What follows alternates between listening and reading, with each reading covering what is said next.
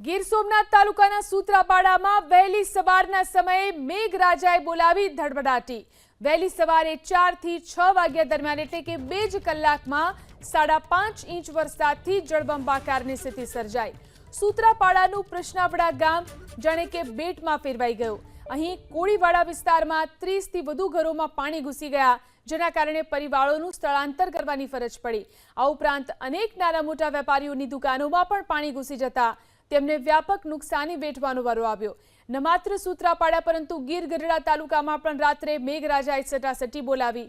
ગીર ગઢડામાં રાત્રે 2 વાગ્યાથી સવારે 4 વાગ્યા દરમિયાન અંદાજિત 5 ઇંચ જેટલો વરસાદ ખાબક્યો, જેના કારણે લોકોને હાલાકી વેઠવાનો વારો આવ્યો। લાંબા સમયના વિરામ બાદ છેલ્લા 2 દિવસથી ગીર સોમનાથ જિલ્લામાં વરસાદ વરસતા ખેડૂતોના પાકને જીવતદાન મળ્યું છે। સૂત્રાપાડા તાલુકામાં છેલ્લા 24 કલાકમાં 11 ઇંચથી વધુ વરસાદ ખાબકી ગયો છે। 2 દિવસથી વરસાદને કારણે સ્થાનિક નદી નાળાઓમાં પણ નવા નીર આવ્યા। સૂત્રાપાડા તાલુકામાં વરસેલા મુશળધાર વરસાદને કારણે પ્રાચી તીર્થમાંથી પસાર થતી સરસ્વતી નદીમાં નવા નીર આવ્યા। પ્રાચી તીર્થમાં બિરાજમાન માધવરાયજી ભગવાન પાણીમાં ગરકાવ થયા। આ તરફ તાલાલા ગીરમાંથી પસાર થતી હિરણ નદીમાં ઘોડાપૂરની સ્થિતિ સર્જાઈ। ગીર જંગલમાં મધરાતે 2 ઇંચથી વધુ વરસાદ વરસ્યો।